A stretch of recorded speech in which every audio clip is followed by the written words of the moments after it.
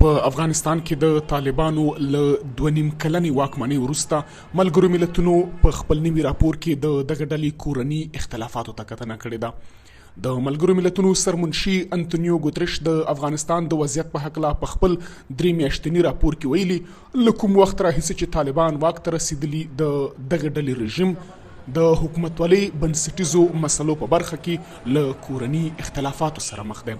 په دې راپور کې چې چهارشنبه د کپ پر 14مه خپور شو ویل شوي د ټول شموله بنسټونو د جوړېدو او د تصمیم نیونې په بهیر کې هیڅ پرمختګ نه ده شوی. پر دې سربیره د ملګرو ملتونو سرمنشي په خپل راپور کې لیکلي د طالبانو د طرحو او سیاستونو پلي کولو دوام چې د افغانستان د ښځو او نارینهو له حقونو سرغړونه کوي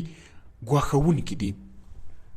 هغه له طالبانو غوښتي څو بدني مجازات چې د ملګرو ملتونو د کنوانسیون پر وړاندې د افغانستان د ژمنو خلاف کړنې دي ودروي. بل خوا د ملګرو ملتونو سرمنشي د طالبانو د پوځي مخالفانو فعالیتونو ته په اشارې سره ویلي چې د افغانستان د آزادۍ جبهې ځواکونو د 2023 کال د نوامبر له لومړۍ نیټې څخه د روان کال د جنوري تر 10 پورې د دغه ډلې د جنګیالیو پر وړاندې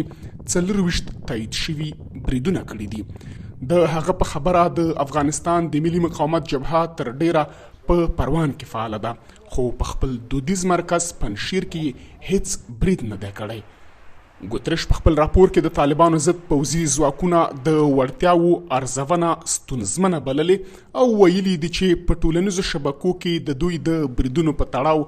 ګڼې ادعاوې نشي تاییدولی. ورته مهال ګوتریش ټینګار کړی چې د طالبانو وسلوالو مخالفانو دغې ډلې ته کومه سیمه ییزه ننګونه نه ده رامنځته کړې. په دې وروستیو کې د طالبانو د کورنیو چارو سرپرست سراج الدین حقانی په خوست ولایت کې د یوې غونډې په ترڅ کې د دغه ډلې رهبري د واک په انحصار تورنه کړې وه او ویلي و چې اوسنی وضعیت د زغم وړ نه دی.